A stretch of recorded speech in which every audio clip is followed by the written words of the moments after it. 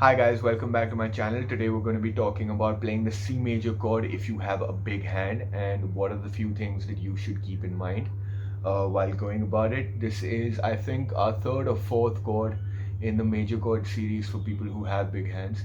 So I'm going to jump right into it. I'm going to walk you through the shape of the chord first. And we're going to begin with our index finger or our first finger on the first fret of the B string, which is a C note. We're going to leave the G string or the third string wide open, and we're going to put our middle finger or our second finger on the second fret of the D string. And after that, we're going to complete our shape with our ring finger on the third fret of the A string or the fifth string. And right off the bat, I want to show you guys something. So I'm actually not keeping my fingers absolutely straight. I just want to let me come a little closer for that. I'm not keeping them absolutely straight, and what I mean by that is my fingers are coming in at an angle. They're pointing towards me rather than pointing up like that. And if you keep them square this way, it's gonna build a lot of tension in your hand because with someone who has long fingers, they're gonna want to become flat up against the board, which means that you're gonna get a lot of those sounds. So I'm just gonna play it flat up like that just to show you. So right here, if I really have to pay attention to it and correct myself, I can let the open G string ring out. And same thing with the bottom string. It's getting muted when I hold it without doing it consciously or without thinking about it.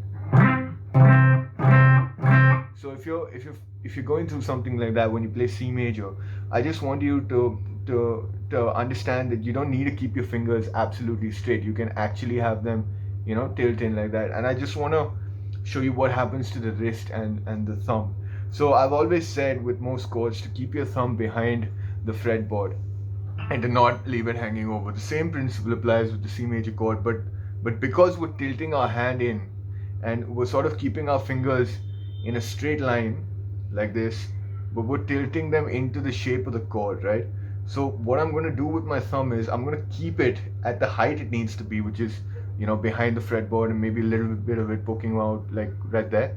But I'm going to shift it towards the top part of the neck, and my thumb is going to be at an angle and my fingers are going to be at an angle, and this is going to give me the leverage to stop that muting sound that comes when it comes to playing the C major chord. And once you've got this down, once you're stabilizing your entire hand with I would say your whole thumb and maybe even into the bit of the thumb that becomes your palm, like the top part of it right here, you can probably use that to diagonally stabilize your hand when you're playing the C major chord. And as always, I want you to try and hit every note when it comes to the chord, and just try to get a clear sound. So that's gonna sound like this.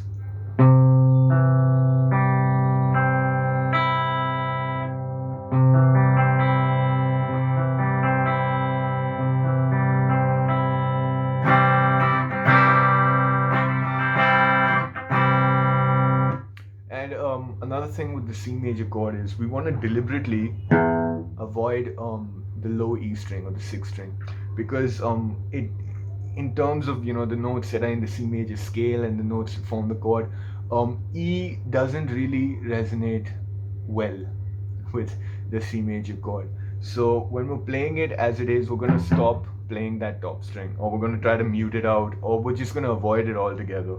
So I mean, if I have to mute it, like if I'm playing a song which involves a lot of like quick strumming and like something like,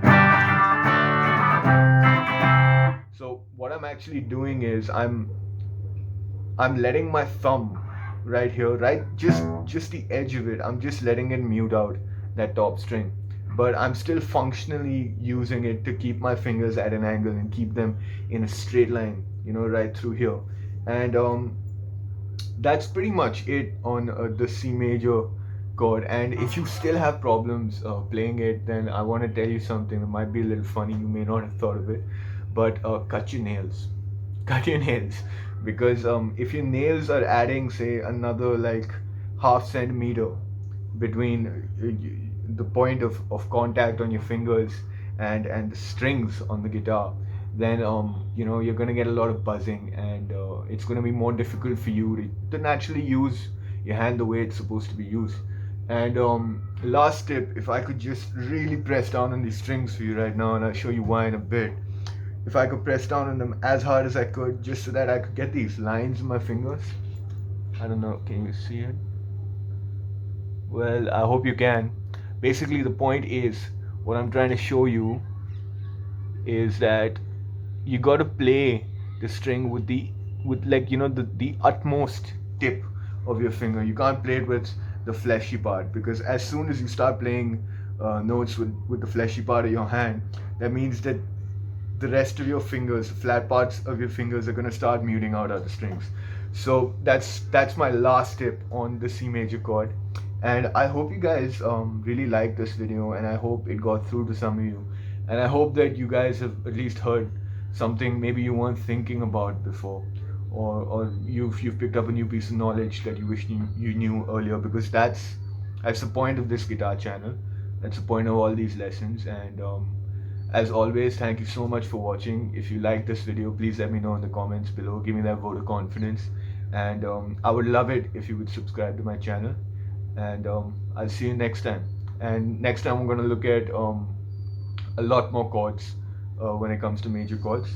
I'm gonna link a few of the chords that I've already done: G major, D major, A major, as part of this video. In the next, maybe 4 to 5 seconds, you should have seen the cards, the info cards pop up on the left or right. Please do check them out. And as always, thank you so much for watching.